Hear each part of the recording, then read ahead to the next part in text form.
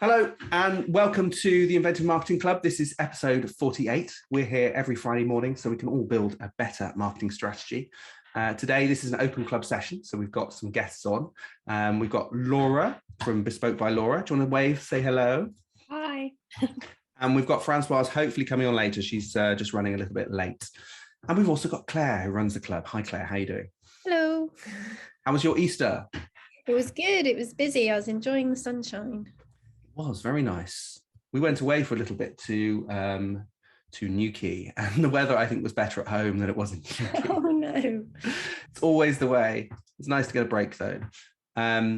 So we are going to be having an open club session. We're going to be looking at a couple of people's websites and just digging in and seeing what they're doing online and how we can help them improve what they're doing. But first, before we dive into that, it's Earth Day today. It's the 22nd of April and it's Earth Day. And this is when we should all be, if we aren't doing during the rest of the year, thinking about what we can do to make our personal lives or our business more sustainable, so we don't get to the impending disaster of climate change as it, you know, if it's what is it, over 1.5 or 2 degrees, something like that. I can't remember the exact figure. And it's basically just thinking about things that we can do to be more sustainable, more and greener in what we do every single day. So if you go to earthday.org, it's got lots of ideas for things that you could be doing. And I think when it comes to business, it's something we've not really shouted about much as Rather Inventive, but we do run all of our websites on green hosting. It's all powered by renewable energy, or where it can't be, it's offset. So there's little things that we're doing, but I know there is more that we can be doing in terms of just generally the marketing we're doing, encouraging other businesses to be greener. Whether or not you think there's a climate crisis, it doesn't matter. It's something we should be working towards anyway, because it's just better for everyone and it's often cheaper if done in the right way. And so hopefully we've got a guest coming on in May, Claire with an I, another Claire, who's going to be talking about how to be greener with marketing. So I'm really looking forward to that topic and bringing in more greener and more sustainable topics through the year where we can. So go and have a look at earthday.org. I think there'll be lots of interesting stuff there. Right, so Laura, let's crack on and just get straight in. What I'm going to do is start sharing my screen. Let's get onto that. We can actually see that Google is promoting Earth Day by showing us the demise of some areas. I think it's of, let me get rid of that. I've just moved that slide out while I was, there we go. The demise of the colder regions of our planet, which is lovely. Okay, so let's go to your website, Laura. So you're bespokebylaura.com. Just give us a little bit of an introduction of yourself, how you got here, and what you'd like to focus on in terms of optimizing your website. Okay, so obviously I'm Laura, owner of Bespoke by Laura. I started this business in about 2017. And I've always been interested in fabrics and colour and making things. I actually wanted to be a fashion designer when I was really, really younger.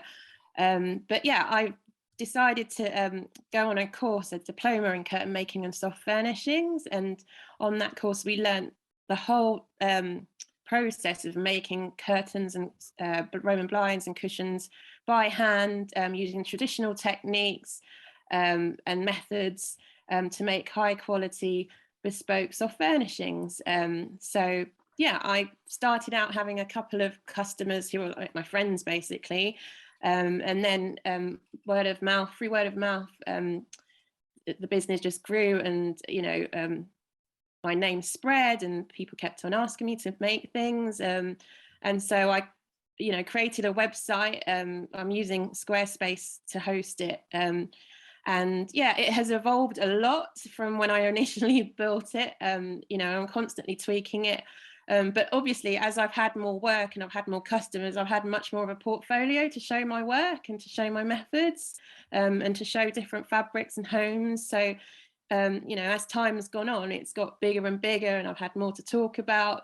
I've got social media as well that I've tried to integrate into this, and so you can see what you could see like on Instagram, the work that I've done. So yeah, it's grown from there really. because it's bespoke, you know, I go out and I do the whole process. I go out and I measure.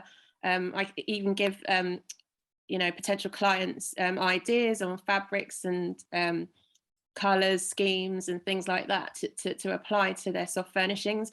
I'm not an interior designer. I was going to say, you're kind of leaning a little bit towards that, but yeah, and I make that quite clear. I'm not, but I have a little bit of insight into it.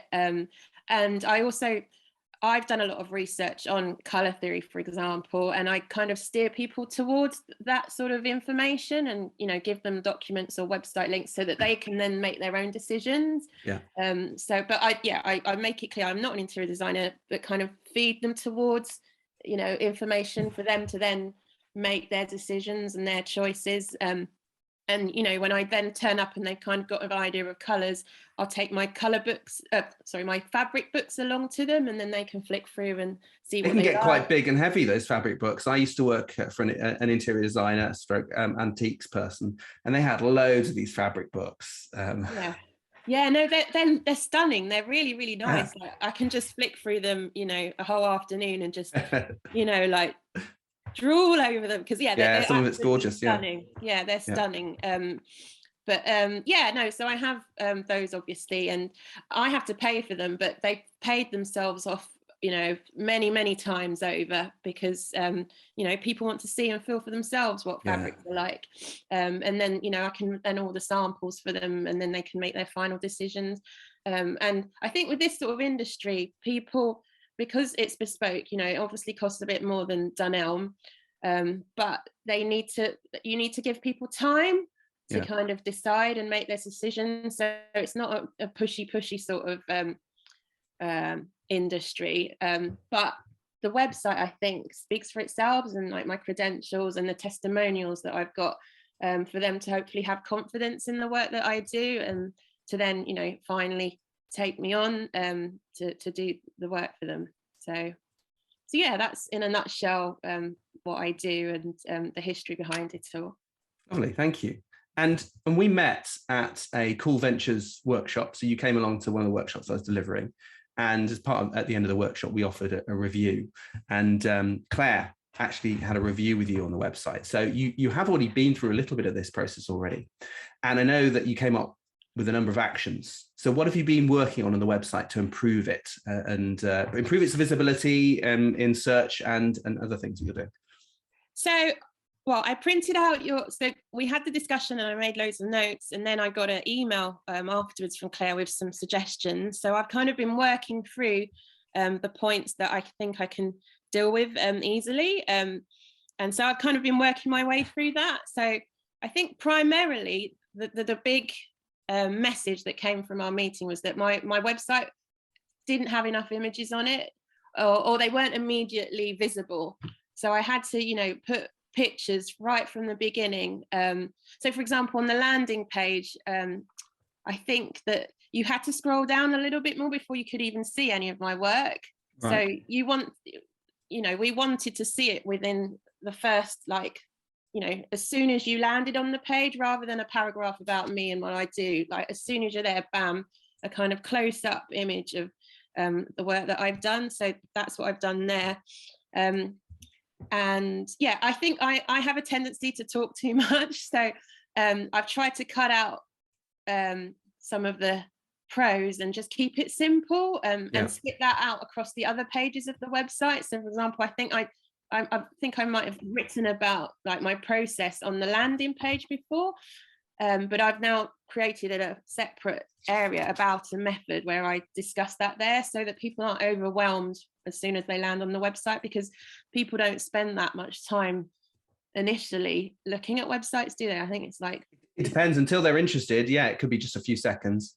Exactly. You know, but once you capture their attention, then they're likely to spend more time on there. Yeah. It's interesting. What you say about making sure that things at the top are seen. What I often do is I'll put the browser into responsive mode like this, and have a look at it on something typically like a small laptop screen or an iPad, so you can see the first thing that people see on their screens, or even a mobile phone if that's what you're looking at. So you can see and make sure that the key things are on there, which I think is really important.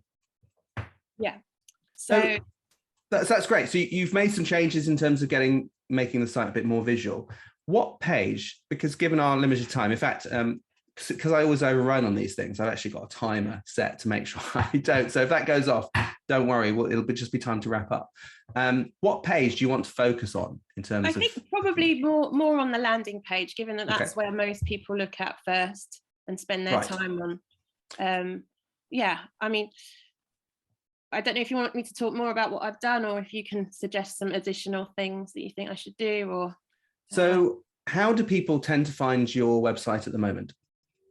Google, and via Instagram. I mean, yeah, it's Google primarily. Most of the customers I have, I'd say the majority of them are people that have just bought houses in the area. Right. Okay. So what are they searching for to find you? Curtain makers in Bath, so that's where I live, or made to measure curtains, or made to measure blinds or cushions. So yeah, keywords. So one of the points that Claire mentioned was to look at the keywords that I need to put on my website for what people were looking for. So I went through Word Tracker, and I think I was using a lot of the keywords anyway, but I've put more and more of them in my website. And I don't know if this is the right thing to do, but in the footer at the bottom, I've written in really small writing down there, I noticed that, loads of keywords. So I don't know if that's right to do that or not, as well as it's not generally the right thing to do. Okay. I mean, you may not have enough words there to actually trigger it as a problem, but it could be if you're seen to be keyword stuffing, as they call it, and just putting loads of keywords on there could be an issue. But using those keywords on the page is not a problem. It just maybe putting them all in a bulk like that, because it looks like you're trying to hide it, which I think you are. But what I would do is I would just list them, have them as a list of services or things that people could have. So I wouldn't hide it. I would actually put it somewhere on the page, even if it's low down after this paragraph here, have them as a list, literally a list of available services. Okay. It might be that you've got to remove one or two because they're a bit repetitive, but if you can make them into a list that looks legitimate, then absolutely happy to have the content on there. There's nothing wrong with that. Okay. Yeah. There's also a funny issue here where you've got some text over the top of another one. I'm not sure what's going on there, but I would avoid having hidden keywords and try and use them as much as possible. And if you need to mention these words, that's great. Actually start putting them into the copy and using them in there. Yeah, so they are in the copy as well. Like, I didn't just bung them all down there. So if you go up, so the buttons, handmade curtains, blinds, cushions, right? Yeah, bespoke cushions. I've put Bath, Somerset, surrounding areas, and then below, like some of the images, I think I've put, I've described what I've made there. Yeah, that's good. And then Roma blind, brilliant. Yeah, and then I think further down. Okay, well, there aren't keywords there. However, the words that are in bold are, and this is another point, links to other pages. So I know, Claire, you were saying about linking things through to, so they go round and round. So if you click on things, if you click on the words that are in bold, but then also the buttons that are above, they take you straight to the pages that are relevant. And then there's more keywords on. I've tried to put keywords on every single page of the website. Yeah. Well, it certainly worked. I mean, you're coming up here for made to measure blinds, baths. So you're actually coming up number 3. Okay. For your main website. I would actually wonder about, because given you've got these extra pages here, so you've got bespoke blinds, bespoke cushions, and so on. Each of those, really, you should be getting your a search like this, made to measure blinds, to actually go to the blinds page. Okay. And then only when people are searching for bespoke by Laura, or maybe a more generic handmade soft furnishings bath, that they actually go to the homepage. So I don't know if were you already positioned 3 before you made any changes? It does vary. Like, I think when we were looking at it, Claire, I was 1. Yeah, you were. Yeah, so it's dropped a bit. I don't know why. Yeah, I mean, it could Yeah. be that Google's just testing out where you should be. It could be that these other websites are doing more work than you. They're obviously, they are bigger brands there. Yeah. But I would look to be having each of these pages focused on that particular area. So this is bespoke blinds, but you also might want to get made to measure in there as well. Yeah. And let me just quickly check something. I don't know if Claire mentioned this, but there's a couple of key areas where it's really important to have keywords. The main one is the title at the top. So if you see in the little tab bar at the top of the site, it says bespoke by Laura. That is actually where you want your keyword for that page to be. Okay. And it requires a little bit of work to do that in Squarespace. You have to, I can't remember the area you need to go into, but you need to go into a section where you actually say, I want the page to have a specific keyword in it rather than the general keyword for the whole site. I can find that out. I think I know where that is. So it's fair. I think often you go into the pages and then you go into the cog and it's somewhere in the SEO section there. Yeah. That I would have bespoke blinds, made to measure blinds, bath, certainly have those keywords directly in there. Very important. And the same with the main title on the page. Now let's have a look. If I go into the inspector, we can have a look. So it's putting your actual brand name as a H1, which I think that's a problem with Squarespace. It always does that. So there's not a lot you can do about that. But let's have a look at this main title here. So that's good. Your main title, bespoke blinds, also as a H1. So that's good. So if you were to put bespoke blinds, made to measure blinds, whichever your main keywords are, both if you can get it in there, particularly bath, then that's what I would do. And they're the main if I was areas. to say bespoke, made to measure blinds, that wouldn't be overkill. That would be okay. If it sounds right, let's see. Bespoke, made to measure blinds. I think that could work. It's up to you. If you don't like it, if you don't like the sound of it, don't go with it. Okay. It's got to sound right to you. If it doesn't, it might sound forced. When people are looking at it, it might look forced as well. If you can get the location in there, that's also ideal. Put location, yeah. If you can. If not, then do what you're doing. Just try and get the location into the text. Yeah. The other thing I would do is put the area down the bottom. I know on the homepage, you had something like, where was it? Here. So in Bath, Somerset and surrounding areas, I would try and get that into the bottom. So something like serving Bath, Somerset and surrounding areas. Yeah. And that could be really helpful. And then to do with page linking, Claire's right, it's very important. You want both linking out to, you want linking to basically show Google which are the main pages on your site. And so if I can draw on the screen a little bit, my drawing is terrible when I'm using my mouse, but I'll give it a go. If you've got your main page like this here, that's the red dot here, and that could be your blinds page. That's the one you want to get traffic to for blinds. What you ideally want is other pages that are talking about things to do with blinds around it as well and linking to it. Now, typically they might be news items or blog posts. So if you're writing about maybe different color trends, different fabric styles, then they may go into the blog and then you can link through. So that's good. But then you might also have a homepage as well, which you have. On that homepage, there's no reason why that can't link out to your blinds page. So down the bottom, you've got this sort of the secret list of keywords. If you were to bring those up and actually make them into the different things that you do, like you've got in the menu, bespoke curtains, bespoke blinds, and so on, those can then be links back out to that page as well. So the more links you have, I know you've got them in the content here, you can just see it down the bottom of the page, but the more times you can mention that and link back, it sort of strengthens the links that bespoke blinds page has to it, and it makes it look more important. So this combination of having the homepage linking out to core pages and then core pages having links back into them from blog pages and other pages throughout the site. It's what a colleague of ours, Chris, calls a hub and spoke approach. So you've got the hub, which is your main page like here, and then spoke, which are all of these little ones around the outside. I'm going to get rid of that horrible drawing. That's great. And that's just a general approach. I think the way you're sort of architecting the site so far is along the right lines. So you've got your, let's take, for example, the blinds page. And then if you can just on the main page here, link to it, which you're doing in the copy here, which is great, but I'd also have, and then like on you've got that, it here. yeah, if you click on that, yeah. Yeah. So I couldn't figure out how, because I think Claire, you said something about making the images a button, but I couldn't figure out how to do that. So I just put buttons and then the images below.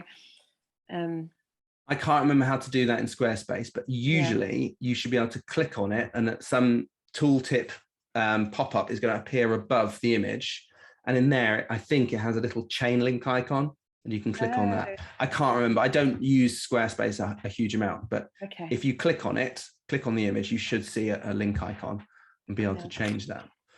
So broadly speaking, you're doing the right thing here. I think one of the key things you could do on the blinds page is make sure you put the keywords in the title at the top there and add some additional keywords into this H1 if you're comfortable with that. Yeah. And then going back to your pros. So yes, you should definitely have more images, as Claire was saying, but I don't think you need to cut back on your pros necessarily. I think what you can do is just move it further down. Okay. So if you've got lots of lovely things that you can write and it's genuinely good quality content, I would have that further down. Maybe explaining how the blinds are made, explaining the quality of the materials, that you'll only have a certain level of material. With different blinds, I know that with these sort of blinds, they could be made or, you know, the usability of blinds is on the materials that you use to make them, the pull cords. Yeah. And if you don't use the right ones, it's a horrible experience. Yeah. And if you're getting something, if you're paying extra for someone to make it, then you want it to be something that will last for many, many years. And even so good, you can take it from house to house if you can get it to fit. I know we've done that before. The materials have been so good, you can actually get them altered to fit windows in a new house. So maybe talking about some of the materials, some of how it's made, how you know, actually having maybe a photo of some of the cartridges, actually not for these, but the materials you use for it. I know with certain blinds, they'll have cartridge systems that wind everything up. Yeah, so actually talking about some of that for people who are interested. Don't have it right at the top, but I'd have it on there with visuals to actually show. That allows you to add more content about blinds. And I don't know if Claire recommended this site. Did you recommend this, Claire, Text Optimizer? I don't know about that one. Okay, so this will really help you identify what content you could add onto that page. So if we take your blinds page, I copy this. In fact, while I'm here, I don't know if it's going to be easy for you to change this, and there's some important considerations about changing URLs, but it would be good to include your keywords in here as well. I can't see the URL because it's got your viewing, Ben Kinner. I don't know if you can move it down. Right, so I can't move it, unfortunately, on your view. Okay, well, you'll just have to watch the recording and you'll see it on there. But basically, what I'm showing is the URL for your website. So it's going to be bespokebylaura.com/blinds for this particular page. Sure. What I would do is try and include the keyword in there. So if it's going to be handmade blinds or bespoke blinds, still try and keep it short, but pick the best keyword and put it in there. That can make a huge difference as well. The one key consideration is if you're going to change that, then that is the page that Google has got in its index and it's giving credit for that particular page. If you change that page to a different, to say handmade hyphen blinds, Google may Google might not know to move the credit from your /blinds to the /handmade hyphen blinds page. So you have to put in a redirect. It's called a 301 redirect. I think Squarespace can manage that. So if you look at redirects in there somewhere, or work out how to redirect pages, you can make sure the /blinds page redirects to your new page. So you're not going to lose any traffic, and Google's index that has the old page in, it will move over all of the credit that is built up for that page to the new one eventually. Only do it if you really need to. So it's kind of the last thing that I would do. Where were we? So yes, what I was going to do is just copy this page and put it into Text Optimizer. And it is a paid service, but you can get this bit for free. So it's giving you this big red insufficient. Oh no. It wants you to write more copy relevant to blinds, and it's giving you lots of different things to talk about. So you've got blackout blinds, Venetian blinds, roller so it's blinds. literally saying I need to write more. Yeah. I need to write more. Okay, right. But you've got to write more in the right way. You don't just want to write loads of text and chuck it at the top, because that's going to be boring when people come to the site. They want to see blinds. So you have it as you've got it, but beneath all of this content, I would start talking about the different types of blinds and how they're made. So like made to measure blinds is in there, drapes, I don't know, poles, whatever you think's relevant. Yeah. You've got blackout blinds. You can talk about the reason why people use blackout blinds. I mean, there's lots of different, once you start looking at each of these, you can almost see each one as a separate paragraph or as a separate section to start writing about. Yeah. Sorry, I interrupted you, Laura. That's okay. I was going to say it's interesting because, yeah, blinds I haven't spoken a lot about, but then if you were to look at the curtain ones, hopefully I'd get a higher score for that, because there's Let's have a look. There's a lot of text under, well, there, because I talk about the headers and. Oh, that's good. Yeah. So let's see if this one fares better. Well, we'll see. Yeah. That's better. Loads better. Still says insufficient. Loads better. Okay. So obviously there's certain things on here that hooks, window curtain, blackout curtains. I mean, some of it's very similar. What the thing you've got to be careful of is not having the pages look too similar in terms of content. So you don't want to say, oh, I've got to write about all the same things. As a guide, each page can be up to 50% the same. So like as in exactly the same content. Don't aim for that. Try and aim for it to be them to be more unique than that. But if you need some repetition, that's fine. But I think with most, like curtains both do a very similar job, but there are different ways you can talk about them. And obviously curtains is going to be different. So I definitely use this tool for each page. Once you've written it and it's live, then use this tool to give you additional things to write about. But it doesn't mean it's just a block of copy. I would try and space that copy out. I'd try and have an associated image with it. Use headers in there. So try and use heading levels for these different ones here. So actually put them in headings rather than, oh, there's a timer. Oh, okay. I had a feeling it went quiet, and I thought it's gonna go off in a minute. So use make sure you have headings on the page to sort of split things out and make it look a bit more interesting to read. Allow people to skim and their eye to dart around between the headers, because sometimes when it's a big amount of text, even like this, it can look a bit overwhelming. So if you can break it up. I mean, a testimonial like this is brilliant, but it might be that you need to move it a little bit away from this text. Maybe put an image next to it if you can. So if Jay Nicholas, if you've got that an image from that client, put that to the right hand side or the left hand side. Yeah. And have a bit more space between things. Yeah. Fine.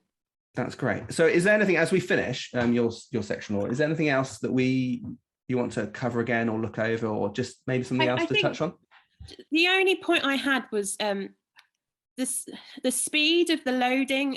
So I want to put more pictures on there, but obviously that's going to mean it's a bit slower. But I mean, yeah, does that matter so much? Because, for example, like there, if I put another photo of that, the work from that testimonial, it's more, well, was it space that the website has to deal with? Does that matter so much? Yeah, I mean, essentially, yes, it does matter. The more you add to a website, the slower it can be, especially big files. So you've just got to be careful about it. With Squarespace, there's very little you can do to optimize the images, but you do have the option of pre-optimizing the images before you upload them. I know we did this on another client website recently. We sort of downloaded it was a shop. So we downloaded all the images on the website and then compressed them and re-uploaded them into position because they were about 50% smaller. Squarespace wasn't compressing them. It should do. I don't know why it doesn't, but it wasn't compressing them as much as we could compress them. So it might be worth looking at some of the images on a page and then re-uploading compressed versions. Now, how to do that? What computer do you have? Is it a Mac or a PC? The Mac. A Mac. Okay, that makes things easier. So I would use Image Optim, which is a free application.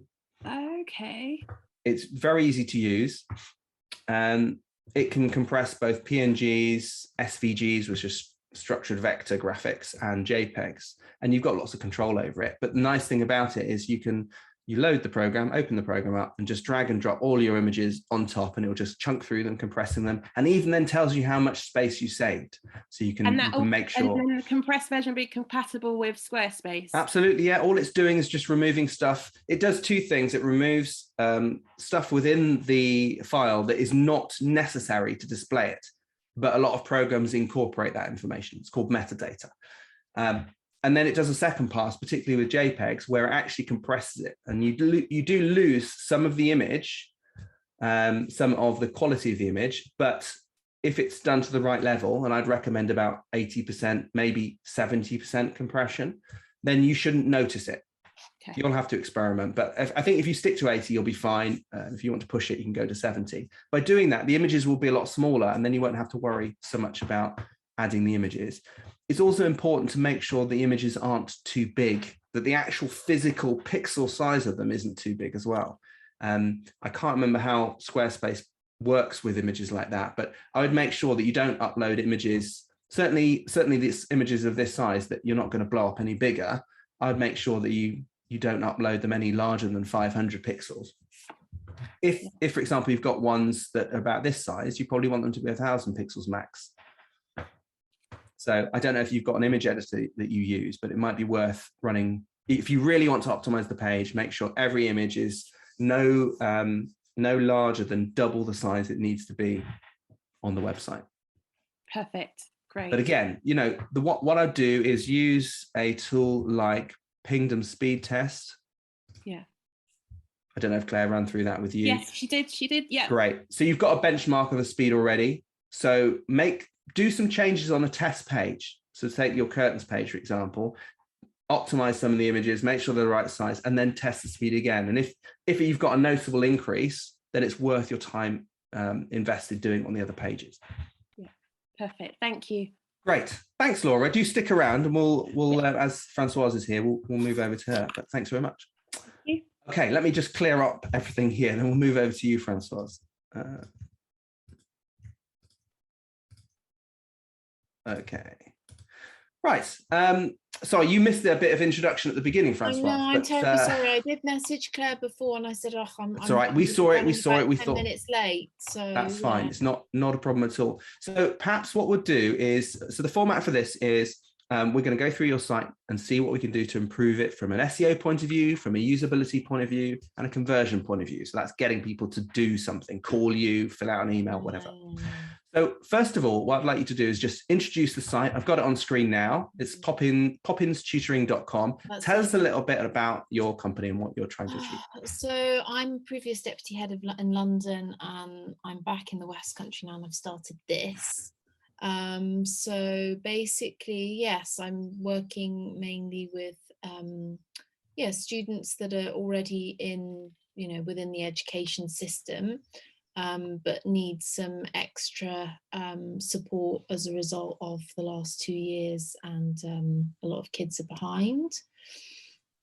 So, yeah, I mean, I was deliberating whether or not to do a website. I thought, do I need a website? Can I just, but I had a friend who owed me a favor, so I had one done, and it's brand new, but I'm a little bit kind of like, oh, now I've got it now. Is it going to be working and doing what it's supposed to be doing? Because when you do a search on Google for me and you put in Poppins Tutors, I'm not coming up. And I asked the guy who did the website, I said, well, that's not good enough.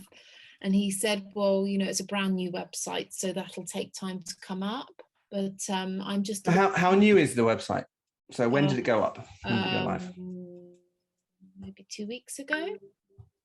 Okay, so yes, I would agree with him. Absolutely, it's going to take some time for that website because when you, it's just because I had like a little billboard in Bath with my flyer up on there, and it had the website in there, but I'm just concerned that it's actually putting people off if they see the website, go to look for it in Google and think, oh, well, I can't find it. Oh, well, blow that sort of thing.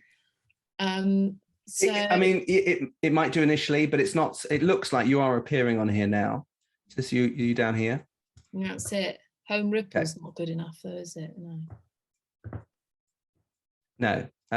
But it, you know, the website's new. It does take some time to get the site indexed straight away. I don't know if the person who put the site live for you was able to get the Google Search Console set up, because that is a way of telling Google about all of the pages on your site. Particularly if it's a new site, it's really important to get that connected and verified. Google Search Console, get it connected and verified. Yeah. If you connect it on there, then Google knows about your website and it will then start indexing it from that point onwards. It's also really useful if you make lots of changes, and Laura, you might find this useful. If you made lots of changes on your website, is to go back to Google Search Console and tell it what pages, actually go in and say, re-index this page because I've just made lots of changes, and it's going to go back and have another look at that page a lot quicker than it normally would. Is that quite a technical thing to do? Could I do that? It's not that bad. The most difficult thing is trying to verify that you own the site, but it does have a few options that should lead you through it. I'll see if he can do that for me. See if the favour will still extend to that as well. Oh, I know. I sort of, I said, can't you do anything? And he said, well, I'm afraid, so that's good. I've got something to go back to him with, but yeah, it might help, but it's in the index now, which is important. And where are you currently for Poppins Tutoring? So yeah, I mean, you should be at the top or as near to the top as possible, given it's your brand. It should be. Some Holly Poppins comes up, which is infuriating. Right, someone to beat. You've got a competitor. Okay, so that's basically you're coming up as close as you can be, but you're not coming up on the main homepage. You're coming up on some sub page as well, so that's something to look at. But basically it's a new site, so you might have to let it settle down a little bit. Do you think in the meantime, I was thinking perhaps in the meantime I could just put a link to my Facebook group, build that up, and then the website can be within the Facebook group, because when they search for the Facebook group in their Facebook, then they can, that's easily found, do you see? And then they've got linked to the website there. I was thinking maybe in the meantime do that, because I thought it would be off-putting, wouldn't it? Yeah, I don't. You got so you've got your website and any of these flyers that are going out in different places. Yeah, I personally wouldn't worry about it. I just ride it out. It's something that's, because it's such a new website, it's going to be an issue for a short period of time. It's disheartened because I sort of put that up on the thing and I thought, oh, is that sort of causing problems? But if this is just normal part of it, then that's a relief to me. Yeah, because it's so new. It's one of the things with Google is it does take, and the problem with search optimization in general, anything you do is going to take time to sort of roll through the system, but it will do. It should be fine. If you find that you're not coming up nearer the top, and Holly Poppins is still dominating, then, it's something to look into.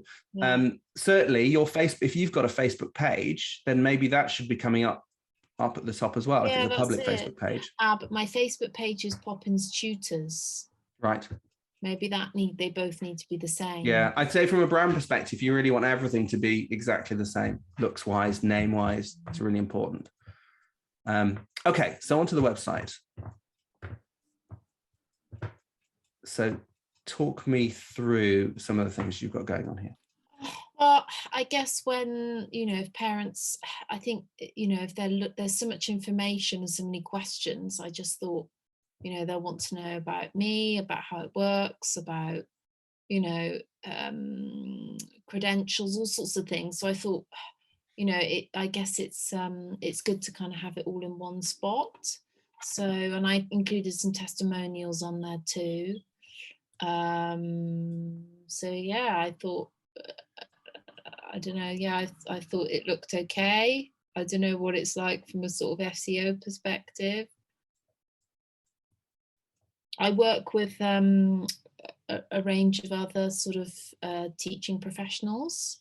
So I'm modern foreign languages, and I can do English as well up to A level. And I work with a math specialist, a science specialist, you see. So then if I can't, you know, if they want that, then I can recommend that. You can bring people in. Yeah, great. That's it. So I was thinking maybe I should probably have something in there with, you know, profiles with other people I work with, but that's something I've got to get to. So. And what, if people are looking for you online, what might they search for if they don't know Poppins Tutoring?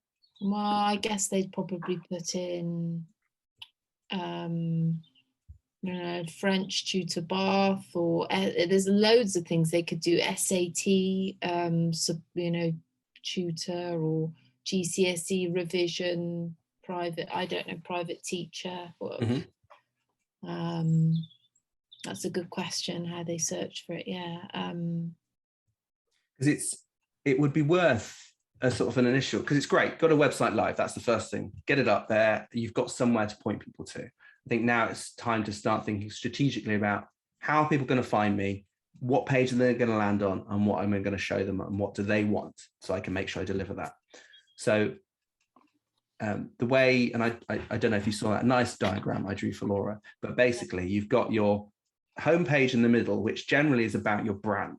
It's about Poppins Tutoring. So that's what we're trying to optimize for. So if people are searching for that, they land on the homepage. Then you want to create other pages that are for other, the specific services. So you're saying like French tutoring as an example. So you might, if that was one of your keywords that people searched for, that people were looking for when they didn't know who you were, then you would probably want to create a page all about French tutoring. And another one about GCSE support, perhaps, or all the different, you know, different areas. And the way I'd figure that out. Go on, Francoise. No, when you say a page, that would mean one of these sort of icons at the top when you click into, then it creates, because the way this website seems to be set up is that when you click on these, it sort of takes you down to, do you see? So it all seems to be on one page. On one page, yeah. Maybe that's not the best format. Fine for this. I think it works quite well for a homepage, but yes, if you want to optimize for specific keywords, you really want an independent page for each one. Now, if you can't do that, or you certainly can't do it within the framework of this particular site, then what you're going to have to do is pick one or two keywords that you can focus on this page, as well as your main name here, Poppins Tutoring. And so there's one, so when you click into about, I think that clicks off onto a separate page. So you can have that facility. Great. So there's no reason why you can't continue to use this, but create these separate pages as well. You just don't have them linked in the menu. It would be better if they were, but you don't have to. So let's think about how you might go about working this out. First thing I'd do is just list all the different keywords that people might search for. Just list them out. Don't overthink it. Just write them down in a big list. And then you can go to something like, then try and group them up into very similar keywords that you might put onto the same page.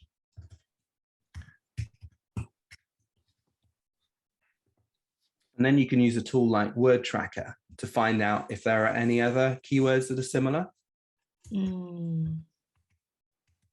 Or if that, you can find out how many times people search for that keyword.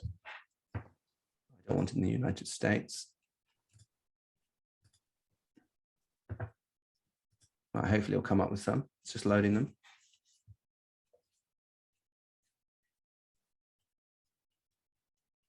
There we go. So what this is doing is having a look at all of the keywords that are similar to the keyword you entered. And it gives you the volume of searches. So it's an approximate average number of people who are searching for that each month. It even gives you a little bit of graph of historical information, so you can see whether it's going up or down. Where does it say how many people are looking for that each month? Volume. So and it's ordered them by volume as well. So it also gives you competition if you're looking from an AdWords perspective, how many people are actually competing for that. So let's have a look at these keywords. So French tutoring, actually, it's saying people might search for French tutor near me or French tutor online. Do you just do online, or do you actually see them in person? No, I mean, I work in Bath, so if it's, you know. Okay, great. So online isn't appropriate there. French tuition, GCSE French tutor. So if it they might want be online, I'm more than happy to do online. So that's something. So basically, this is where you've got groups of keywords. So it might be that French tutor, that's the main keyword, or French tutor Bath is the main keyword to focus on. But then you also use within your copy French tutor online or online French tuition, or you talk about a GCSE French tutor. You could have different services that mention things like GCSE, A level. So you think focus on sort of one area? My area of specialism is French and Spanish, and I can do English as well. But then I wanted to be able to offer the other stuff around that, the other subjects with the other. So you think sort of focus keywords on my specialism, and then the other stuff is kind of accessory. I don't know. No, this is just one research exercise. So we've got like if you think of all of your pages as different columns, topic columns. So we've got a column for French, and that's the page in there. It's, we want to optimize for people typing in French tutor, Bath, but there's lots of other words that surround that as well. Lots of other different ways people can approach exactly that same thing. Then you do that for English tutor, Spanish tutor, and other subjects. You try and find the main word that people are looking for, and that's what you focus on. I'll get to how you apply that in just a second, but this is just a research phase. And then if you think each of those topic columns then become pages, so you create a French tutor page, you create an English tutor page and Spanish tutor page, and so on, right? So you've got, basically they become your services, because they are your services. Well, maybe in services at the top where you've got the icon, they can all go down from there, and then they could be a list, or they could, if we go back to it and click on services. The services, it just takes you down there. Do you see? It's all on homepage, but maybe you could click on each of them individually. It takes you off onto a different page. Yeah, you can have them here, but I'd have the separate page, but I'd also have little extracts on here. So have each one as all the services as French, English, Spanish, maths, all the different ones that you might offer. And then when they click on those, it goes through to a specific page. Let's just focus on one page from the moment, just given time. And then you can apply that same sort of template, that same idea to other pages. Sorry, I'm asking too many questions. No, it's fine. Questions are fine. It's time that we haven't got enough of. So let's go with French for the moment. This is your research for French, and you think, well, French tutor is the topic I want. And I'm going to use your homepage as an example, because that's all we've got to play with. What you'd want to do is make sure that the main title on the page says French tutor Bath.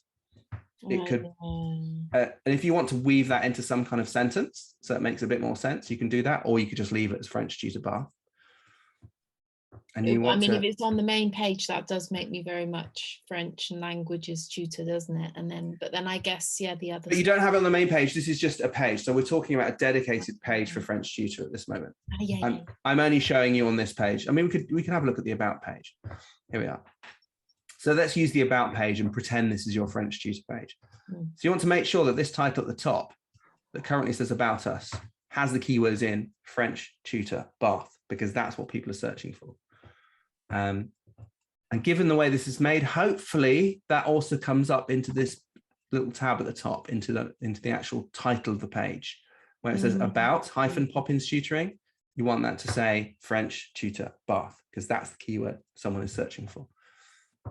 And then if we scroll down, and then within this, obviously this is all about you. What you want to be talking about is using some of, I didn't mean to get rid of that. Never mind, doesn't matter. Using some of these other words that you find in Word Tracker, incorporating them into this section here, where you've incorporated into your copy.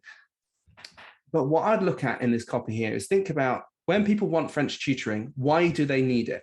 What results are they trying to achieve? Are they trying to get their child into a better school because of it? Are they trying to help their child achieve higher or achieve a more standard level, and they just need help bringing them up? What are they trying to achieve? Well, it depends. There is, I guess, it's sort of individual goals and targets. You are finding that there's a kind of move from, you know, parents that can afford it, they're wanting to put their kids into private schools, and they're having entrance exams where they do a level of language. So I mean, I was working with a boy for that, but then you get sort of GCSE support, or I guess it's different goals and different exactly, there's different needs, but you want to address them on this page. So you want to, after you've done, you know, you thought about, well, this is a French page, think about what those needs are that people have. So it could be that they want to get them into a different school, so it's about helping them achieve a higher level, or achieve some kind of accreditation, not accreditation, but achieve an pass mark on exam so they can do something with that. Or it's about supporting them. I know I had French tutoring when I was going through GCSEs, or it was A levels. And it was really, really useful just for confidence. So that's another thing. Maybe the child is okay at it, but there's not confidence. So improving their confidence in that subject area, whatever they are. I don't know. I mean, you know your clients better. Building confidence and getting into better schools seems to be improving grades. Improving grades. So these are the things you want to mention. I'd pick 3 of them. And you see the way you've got it laid out here, you've got a title and then a bit of paragraph, title and a paragraph.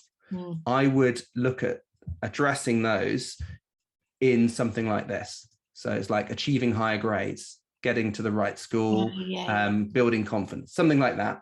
And then with each one, you can have a short paragraph that includes words that reiterate French tutor again and mention the location. You could then have an image associated with it. It's a general format. I mean, you're going to have to work to what looks right for you, but essentially you want title, some copy, and an image. The other way of doing it is you could use a testimonial. I think it was Laura had a nice large testimonial. That could be a good way. If you've got a testimonial from a client, you can use that as your copy, especially if it mentions French tutor Bath in there. That's going to be perfect, because you can put that in and it might illustrate a point. Like if you want to achieve higher grades, well, this is a testimonial showing how that you help their son or daughter do that. So you can use a mixture of copy, but you've just got to keep it interesting. But essentially, that's the way I'd approach this page, is to think about the 3 key needs of your potential clients visiting this page and addressing them upfront. Not talking about what you do, but talking about how you help them, how you help their children. In fact, it's how you help. It is about how you help the children, but it could be how you help the parent, because the parent is the person maybe doing the research or looking at this. And so you kind of got to talk to them. And then down the page, I'd say it's up to you initially. You know, obviously, if we were to spend more time with you then, and I know we're having a review in May, so we can, maybe you'll have made some of these changes then, but then we can start to look at additional copy and look at all the other things that people might look for, like some more testimonials. You might have FAQs about how you work. You might talk about costs on that page. I know you've got this get in touch, which is great. So that's always down the bottom. And then what I would like you to create is a page for each of those keywords. So you've got a French page, an English page, a Spanish page, a maths page, you know, all the different subjects you cover. You may even have a picture of the main tutor. So if you're on the main tutor for French, then you have a picture of you, maybe a little bio of you on there, so people get to know who you are, which I think is important for a tutor.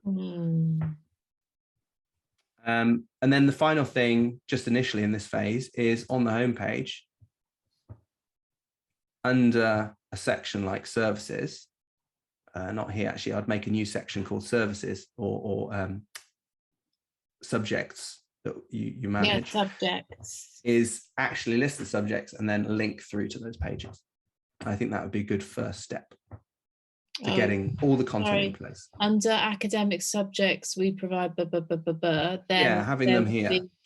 So this is talking about actually what you do, isn't it? This is talking about how you help. And you could reuse this on some of the other subject pages, but I would say on the homepage somewhere, you should have all the subjects that you cover, the actual subjects, and links through to the subject pages. And then once you've done all that and it's all live, I've then used that tool that I mentioned to Laura, Text Optimizer. I look at each of those pages, add it to Text Optimizer, and see what additional words it says you should add to that page. I suppose because the chap who's done it, I think he did the website in WordPress. So That's a great platform for this. Yeah. It should work really well. I think he needs to give me the login details. I have used WordPress before. I've got another blog actually that I write. So okay, so it should be very familiar in terms of how you manage it. I'm not sure because WordPress uses lots of different website editors in terms of how things are structured. So that there may be a learning curve there, but essentially it should all work in a very similar way.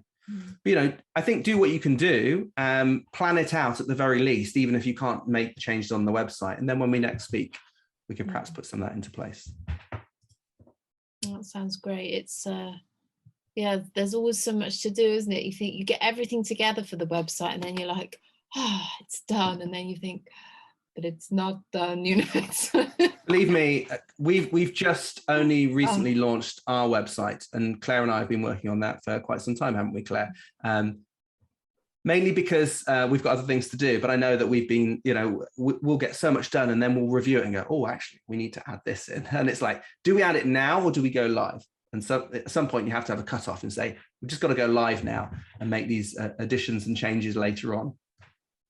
It's funny as well, because I think there are certain things people will, I mean, I think it would be good for me to have, you know, I'm keen for improving the Google search. And I think this Holly Poppins needs taking off her perch. I'm not happy about it. Absolutely. That's it. Yeah, she needs sort of booting off the top patch there. But yeah, I think it's certain people, you know, they will, I think something quite personal like tutoring when you're going in people's homes and you know, working with their children, it does tend to go by recommendation quite a lot as well. Absolutely. But I think it's still good to have a website and where people can go, and it's, you know, it looks a bit more professional, doesn't it? So.